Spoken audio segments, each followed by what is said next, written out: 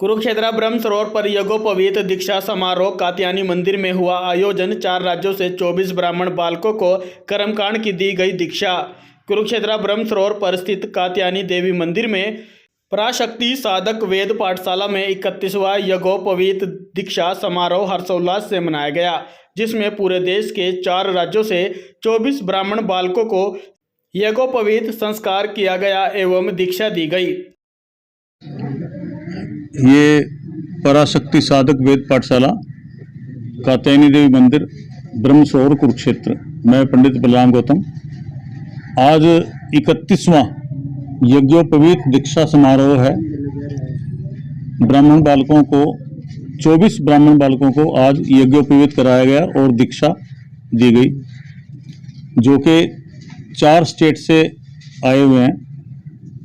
उत्तर प्रदेश से, पंजाब से, हरियाणा से और हिमाचल प्रदेश से बच्चे आए हुए हैं पढ़ने के लिए, जो कि कम से कम 5 साल और ज़्यादा से ज़्यादा जितना भी रह सकते हैं रहेंगे, और सारी कर्मकांड की शिक्षा, ज्योतिष की शिक्षा यहीं पे प्राप्त करेंगे।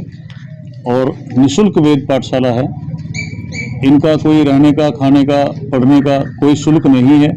सब मेरे घर पे ही प्राचीन परंपराओं के अनुसार मेरे घर पे ही रहते हैं, यही अपने आप भोजन बनाते हैं, अपने आप खाते हैं, और इस तरह से ये अपना ब्रह्मचर्य का जीवन निर्वाह करेंगे और शिक्षा ग्रहण करेंगे। आपने कई हजारों और नहीं लाखों बच्चों को इस तरह की शिक्षा दीक्षा दी है, और सदियों से, काफ़ी समय से 31 साल हो गए मुझे यहाँ पे बच्चों को पढ़ाते हुए। 31 साल में कम से कम 3-3,5 हज़ार बच्चे मेरे से पढ़ के जा चुके हैं, जो अच्छे आर्मी के अंदर गुरु पद पे भी हैं। कुछ बच्चे विदेशों में भी गए हुए हैं, जो अच्छे पढ़े लिखे थे विदेशों में गए हुए हैं, और बाकी सब अपने स्थान पे जाके कार्य कर रहे हैं और खूब कमा रहे हैं, खा रहे हैं बढ़िया। मतलब एक माँ बाप को छोड़ते हैं, दूसरा माँ बाप उनको यहाँ। ये जो दीक्षा समारोह है, यज्ञोपवीत दीक्षा समारोह है, ये बच्चे का दूसरा जन्म है।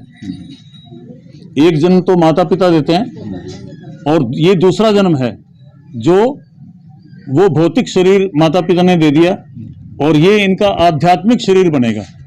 ये जो शिक्षा है, अपना भरण पोषण करने के साथ साथ भगवान से मिलाने वाली शिक्षा भी है, दीक्षा भी है और शिक्षा भी है। तो कितना कठिन तप, मेरे जैसा तो शायद ही रहना पाए इतने 5 साल, कितना संघर्ष करना पड़ता है? संघर्ष तो करना ही पड़ेगा। अगर जिस बच्चे ने इस जीवन में, इस उम्र में इन सब चीज़ों से निकल गया, वो जीवन में कभी मार नहीं खाएगा कहीं पे भी। तो तप का मतलब अपने शरीर को तपाना, अपने शरीर को हर परिस्थिति के अनुकूल बनाना। तप का अर्थ ही यही है कि अपने शरीर को हर परिस्थिति के अनुकूल बनाना। गर्मी में गर्मी ना लगे, सर्दी में सर्दी ना लगे, बरसात में बरसात ना लगे, भूख में भूख ना लगे, प्यास में प्यास ना लगे, ये तप है।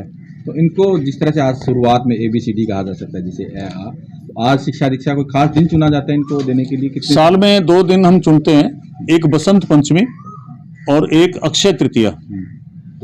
ये 2 दिन हमने साल में चुने हुए।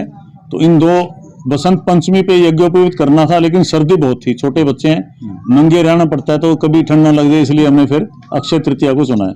ये 2 दिन साल में यज्ञोपवीत के लिए हमने चुने हुए। तो आज कैसे, कहाँ से क्या शुरुआत हुई इनको? आज इनको गायत्री मंत्र का जो है गुरु मंत्र दिया गया, तो जिसको ये सारे जीवन अपनाएंगे गायत्री मंत्र को, क्योंकि ब्राह्मण का जो ब्रह्म तेज है वो गायत्री और संध्या, जो ब्राह्मण संध्या और गायत्री करता है उसके अंदर ब्रह्म तेज अपने आप ही उत्पन्न हो जाता है। कोई जंगल में जाने की आवश्यकता नहीं है। यहाँ पे देखा इन्होंने भिक्षा वगैरह को भी, ये एक इसका नियम है, भिक्षाटन बोलते हैं इसको। पहले तो जंगलों में ऋषि मुनियों के आश्रम में जाते थे, तो लकड़ी भी काट के लाते थे, अन्न भी मांग के लाते थे, फिर भोजन बनाते थे, फिर खाते थे। लेकिन अब तो बहुत सुविधाएं हैं, ऐसा कुछ नहीं है, लेकिन वो परंपरा है जो उसको निभाने के लिए ये भिक्षाटन एक बार करते हैं। टोटल कितने बच्चे थे, कितने राज्यों से? ये अभी 24 बच्चे हैं जिनका यज्ञोपवीत संस्कार हुआ है, और 4 राज्यों से हैं, पंजाब, हिमाचल, हरियाणा, उत्तर प्रदेश।